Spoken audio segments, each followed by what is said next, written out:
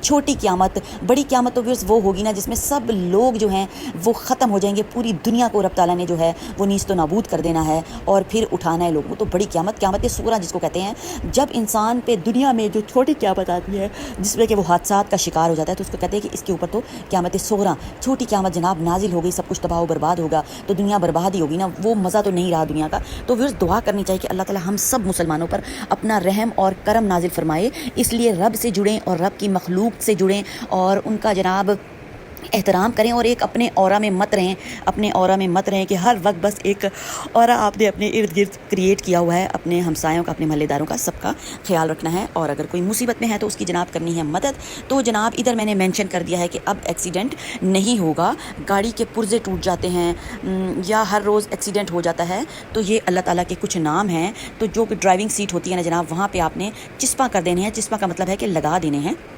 تو یہ اللہ کے نام کیا ہیں؟ اللہ حافظی، اللہ ناصری، اللہ ناظری، اللہ معی.